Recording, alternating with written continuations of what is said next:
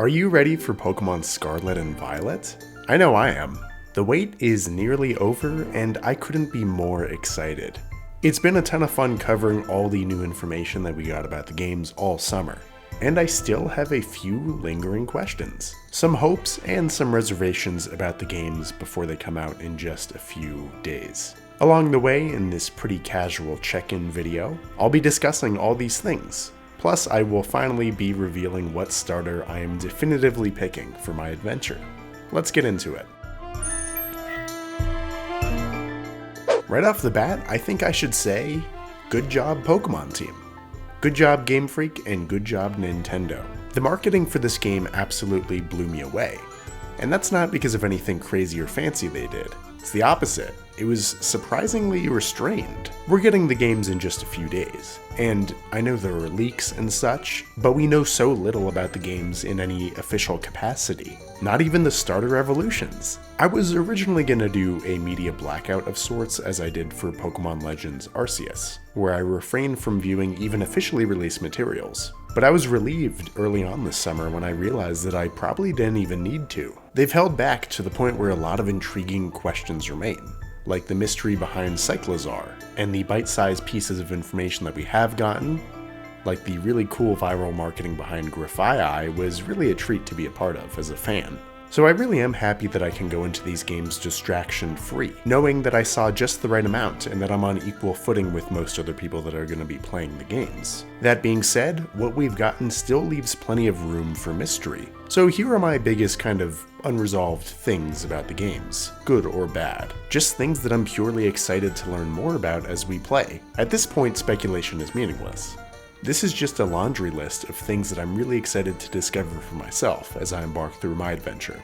It all boils down to iteration on the past, right? Because I think my biggest hope is that Paldea is just gonna feel real. What we've seen so far is promising. A few small towns with some character, one big city, and of course people and Pokemon roaming the great outdoors. I just want there to be meaning behind everything's placement. That could include the map itself. It kind of looks like a general map, just checking all the boxes for each biome or environment type and having them distributed kind of randomly. However, I hope these locations have meaning, have lore, have reasoning behind their existence besides, well, we just need an icy area, right? I hope it feels like Spain, but I also hope it feels original and has that sense of character that every single Pokemon region to date has had. I know it will. Back onto iteration, I really loved how in Pokemon Legends Arceus, each and every Pokemon had a reason for walking, for swimming, for flying where they did. It made the habitat and the landscape feel integrated and lively, even if there wasn't all too much going on in the landscape besides the ability to see and catch these Pokemon. If this is the case with Paldea, if I can go about its landscape and get a sense of what its wilderness is like, what its society is like just by seeing Pokemon interact with the open world, especially with those new textures, well, I think I'm gonna love that. Finally, I just want there to be more to do, more to see.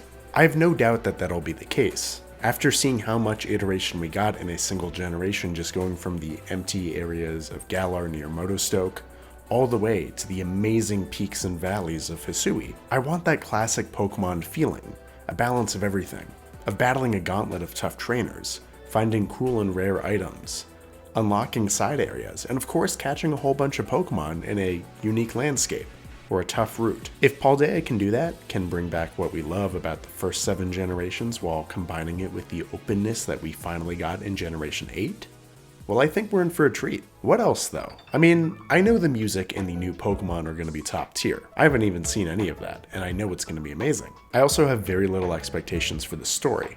Well, as long as it's better than Sword and Shield. But there just needs to be a good balance, a sense of engagement and a sense of urgency, while also offering the player the freedom of choice and the feeling that your choices matter.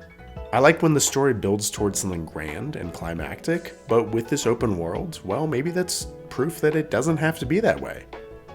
I just want a sense of completion. I want a sense that they're taking things as far as they can with the format provided. And if that means fleshing out the themes of past and future as it appears they're gonna be, well, I really hope they do that. I hope these themes aren't just aesthetic, but also reflected in a really cool story that really pushes the edges of what we think a Pokemon story can be. And beyond that, well, I don't really have too many expectations. So why don't we discuss a huge question, one that I'm sure all of you have been curious about. Because I have been too. Who is my starter gonna be? I've been torn on it since day one, since we got the images of those starters back in February. I simply haven't been blown away by a single one, but I certainly don't dislike any of them either. They're all solid 8 out of 10s in my mind, tied for first. For the first time ever, I truly do feel torn and neutral. I have adamantly refused to look at leaks as well, so going based off of the final form is out of the question. I just have to use intuition. First up, Sprigatito. I was initially on this team given that in recent years I have gravitated towards grass starters and grass Pokemon as a whole. Plus, I do like cats a whole lot. But cat Pokemon? Yeah, I like when they have that edgy personality, that bite that cats tend to have in real life. If I wanted a friendly, domesticated pet Pokemon, well, I would use a Rockruff.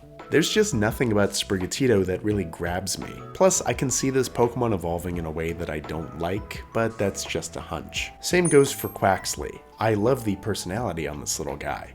I love the hair, and how it almost looks like a glob of water in its 3D model. It's really well done. However, it's already almost too much. Like, the feelings that I get looking at Quaxly are what I would want from its final form. It already looks too humanoid for my taste, for a duck in general. I already know this Pokemon is going to evolve into something very humanoid, which is just something that I don't want. I was already burned by Inteleon, so I don't think I'm even gonna take the risk with Quaxly. And call me cowardly or call me crazy for reading so much into this, but hey, I have given it a great deal of thought, and I think Fuecoco is the way to go. I already showed my endearment towards this Pokemon back in February, and it hasn't wavered. This Pokemon is not only adorable as is, but it has a lot of intrigue to its design. Why is it plant adjacent but not grass type? Why does it almost have skull-like markings on its face? I think it has the single most potential to evolve into what I would want it to, with near certainty on that fact. A big, chunky dinosaur, a cool secondary concept and typing, while mainly being animalistic but still very friendly with a big personality. I see very few realities where Fuecoco turns into something very humanoid or artificial looking, which just isn't my taste in starters. Oh yeah, and double bonus because I also plan on using Smoliv. Yeah, I like Pokemon with goofy personalities and again, grass types, so this balances my team out quite a bit. I'm also 100% certain on using Paldean Wooper, because, come on, do I have to explain it? As for the other Pokemon that I've publicly raved about in my reaction videos, well, there's a strong chance that Sabrelege and Grafaiai may make their ways onto my team.